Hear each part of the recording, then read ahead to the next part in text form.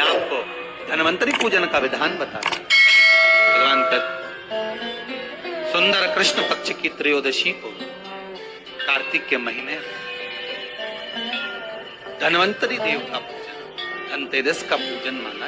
एक सुंदर भूमि पर देसी गाय का गोबर से लीपन कर कर, अगर गाय का गोबर ना मिले सुंदर जल से लीपन कर कर, वहां एक सुंदर चौक को पूर कर, आप सभी को ज्ञात होगा कि चौक पूरने में रंगोली का प्रयोग नहीं होता।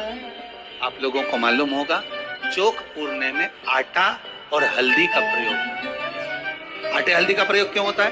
क्योंकि आटा समृद्धि को बढ़ाता है, लक्ष्मी वैभव को बढ़ाने वाली हल्दी होती है। इसलिए जब चौक पूरा जाता है भूमि पर तो चौक पूरते समय आटा हल्दी का प्रयोग करते हैं। थोड़ा सा चावल का दाना या गेहूं का दाना रख दिया जाता है, उसके ऊपर एक सुंदर चौकी, एक चौरंग, एक पाटा रख दिया जाता है। चौकी लगाएं, चौरंग लगाएं, पाटा लगाएं, उस पाटे पर एक सुंदर लाल वस्त्र धारण करा दें, लाल वस्त्र बिछा दें। एक थाली लें, उस थाली पर कंकु से, रौली से, कुंकू से गिला कर स्वस्तिक का निर्माण कर, स्वस्तिक का निर्माण कर कर घर में अगर चांदी का सिक्का हो तो ले सकते हो। अगर चांदी का सिक्का नहीं हो, चांदी का कॉइन नहीं हो, तो अपने घर का 1 का सिक्का, 2 का सिक्का, 5 का सिक्का, 10 का सिक्का, जो भी आपके घर में हो वो कॉइन ले लें। महाराज उसको थाली के अंदर रख दें स्वस्तिक के ऊपर, फिर उसका स्मरण करें। आटे के 7 दिए बनाएं, एक थाली में, एक प्लेट में रख लें, घी के दिए बनाएं और उसमें सुंदर बाती को लगा दें। ध्यान दीजिएगा, इसमें जो बाती लगेगी वो लंबी कर लें, प्रकट कर लें। कमलगट्टे, हल्दी की गांठ, सुंदर भाव में उसको रखें। जल का पात्र, सुंदर आनंद से जो क्वाइन चांदी का और देसी क्वाइन आपने जो रखा है उसका जल से पूजन करें। क्वाइन का पूजन करें, कंकु आदि से पूजन करने के बाद पहले चांदी का सिक्का लपेट दे, फिर देसी सिक्का जो आपने रखा है 1, 2, 5, 10 का जो सिक्का रखा है उसको लपेट, थाली में उसको रख लें, फिर वापस उस पर जल का छींटा देकर उसका पूजन करें। महाराज हल्दी, रौली, मौली, चंदन आदि लगाकर सुंदर भाव से चावल को हल्दी में भिगो लें और पीले चावल कर कर उल्टे हाथ में चावल लेकर माता लक्ष्मी के ऊपर जो 2 सिक्के रखे हैं उनका पूजन करें। साथ में जब चावल छोड़ते जाएं तो गणेश जी का भी स्मरण करते जाएं। हे रिद्धि सिद्धि के दाता श्री गणेश जी महाराज, आप हमारे यहाँ पर सदा माता लक्ष्मी को लेकर, कुबेर भंडारी को लेकर सदा विराजमान रहे, नारायण को लेकर सदा विराजमान रहें। चावल छोड़ते जाएं और बाबा से विनती करते जाएं, माता लक्ष्मी से निवेदन करते जाएं। भगवान शिव का स्मरण करें, भगवान नारायण का स्मरण करें, माता लक्ष्मी का स्मरण करें, रिद्धि सिद्धि के दाता भगवान श्री गणेश जी महाराज का स्मरण करें। छोड़ते जाएं। जब चावल पूर्ण छोड़ दे में पूजन पूरी तरह से हो जाए तब महाराज 7 सुंदर आनंद से अमरबेल के टुकड़े, अमरबेल वृक्ष पर एक पीले कलर की बेल चलती है, पीली, उसमें पत्ते नहीं होते।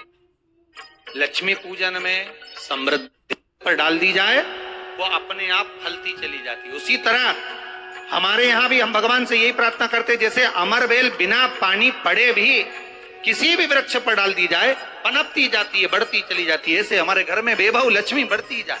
अमरबेल के 7 टुकड़े, कमलगट्टे 7, हल्दी की गठान 7 माता लक्ष्मी को समर्पित कर।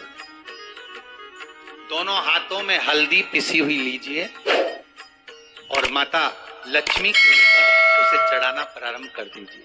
7 बार पिसी हुई हल्दी वो सिक्कों पर चढ़ा दें, अपनी मनोकामना कर कर अपने घर में माता लक्ष्मी को विराजमान करने के। जब हल्दी पूर्ण चढ़ जाए, हाथ में कुंकू ले लीजिए, रोली ले लीजिए, उस रोली कुंकू को भी माता लक्ष्मी को समर्पित करिए।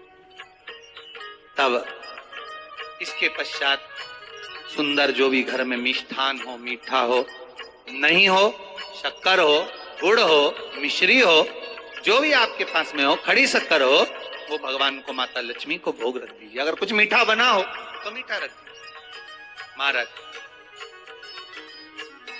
घर में संपूर्ण पूजन कर कर, आपके घर में जो देवालय में भगवान बैठे हैं उनका भी पूजन करिए। पूजन करने के पश्चात आप माता लक्ष्मी से निवेदन करिए, हे माँ, आप हमारे यहाँ सदा विराजमान हो। पूजन करने के बाद जो 7 दिए आपने प्लेट में रखे हैं, थाली में रखे हैं पूजन के लिए, घी के, उन 7 दियों से माता लक्ष्मी की आरती उतारिए। उन 7 दियों से माता लक्ष्मी का पूजन करिए। माता लक्ष्मी से विनती करिए, मां के पुत्र, मां आप हमारे घर का रास्ता भूल गई हो।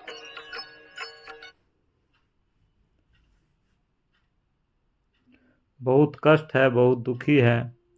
शिव पर भरोसा करके भगवान शंकर का आह्वान करेंगे और माँ ध्यान हमारे घर के रास्ते को भूल गई हो। हे वैभव लक्ष्मी, हे धन लक्ष्मी, संतान लक्ष्मी, धन्य लक्ष्मी, आप हमारे घर विराजमान रहिए। दीप जो प्रज्वलित किए गए हैं उसे माता की आरती उतारिए। बहुत कष्ट, बहुत दुखी है, पर भगवान शिव फिर माता को झोली पसार कर प्रणाम कर कर भूमि पर नमन करो। जब झोली पसार कर प्रणाम करें, झोली को अपनी ओर गिरा लें और माता को नमन कर कर जो 7 दिए आपने लगाए हैं, उन 7 दिए को अलग अलग स्थान पर ले जाकर, जैसे घर के हॉल में, एक रसोई घर में, एक जहां पर आप लक्ष्मी रखते हो उस स्थान पर, एक घर के द्वार के पास में, एक तुलसी के क्यारे के पास में, ऐसे अलग अलग 7 स्थान पर उन दीप को रख दिया है।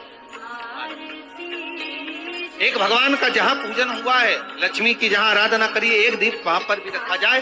जो तेल का दिया लग रहा है उसके पास माता का स्मरण, माता लक्ष्मी से निवेदन करें, हे मां, आसागर करुणा सागर मां, आप भगवान विष्णु के साथ विराजमान, आप भगवान नारायण के साथ में हमारे यहाँ सदा विराजमान हो मां, ऐसी कृपा कर।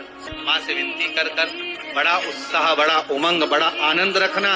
आपने अगर धन्वंतरी की पूजन करी है, धनतेरस की पूजन करी है, कोई वस्तु, कोई सामग्री अगर आप लेकर आए हो, कोई पात्र लेकर आए हो, कोई तांबे का पात्र लाए हो, जो भी वस्तु आप नहीं लेकर आए हो, उसका भी पूजन उसी दिन कर लेना चाहिए,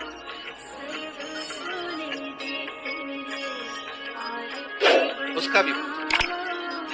ये लक्ष्मी, अगर आप धन्वंतरी का पूजन करते हो, धनतेरस का पूजन सुंदर कार्तिक के महीने की कृष्ण पक्ष की त्रयोदशी को अगर आप कर रहे हो, तो ये लक्ष्मी भले मेरे साथ वैकुंठ में जाकर रहे, पर लक्ष्मी का एक अंश तुम्हारे घर से कभी नहीं जाएगा, वो सदा विराजमान रहेगा। ऐसी है मां धन्वंतरी की पूजा।